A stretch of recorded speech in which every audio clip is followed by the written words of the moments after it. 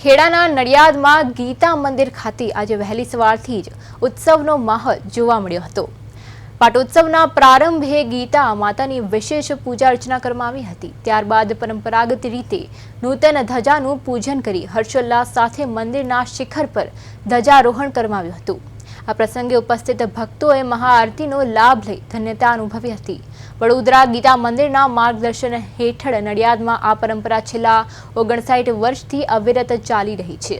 આ પાટોત્સવનું મુખ્ય આકર્ષણ શ્રીમદ ભાગવત ગીતાના 700 શ્લોકનું પારાયણ કર્યું હતું। સંતરામ મંદિરના તેજસ્વી ઋષિકુમારો દ્વારા શાસ્ત્રોક્ત વિધિ સાથે ગીતાજીના 18 અધ્યાયનું પઠન કરવામાં આવ્યું હતું, જેનાથી સમગ્ર વાતાવરણ પવિત્ર બની ગયું હતું। આ ઉપરાંત નડિયાદ અને આજુબાજુના વિસ્તારના ગીતા મંદિરના બહેનોએ ભજન કીર્તનની રમઝટ બોલાવી હતી। સંતરામ મંદિરના સત્સંગ મંડળ દ્વારા વિષ્ણુ સહસ્ત્રનામના પાઠ પણ કરવામાં આવ્યા હતા। કાર્યક્રમના અંતે તમામ શ્રદ્ધાળુઓ માટે મહાપ્રસાદનું આયોજન કરવામાં આવ્યું હતું, જેમાં હજારો ભક્તોએ પ્રસાદ ગ્રહણ કર્યો હતો।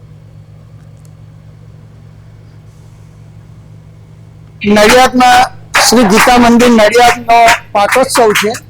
59મો પાટોત્સવ આજ રોજ એનું અત્યારે પાટોત્સવ નિમિત્તે ગીતા મંદિરની અંદર અનેકવિધ કાર્યક્રમો રાખવામાં આવે છે અને આ માટે પરમ પૂજ્ય ડૉક્ટર કુમારી ગીતાબેન રવિદાસ શર્મા ગીતા મંદિર વડોદરાના સંચાલિકા એમના આશીર્વાદ અને પ્રેરણાથી આ તમામ ઉત્સવો ગીતા મંદિરમાં ભારતીય પરંપરા પ્રમાણે ઉજવવામાં આવે છે।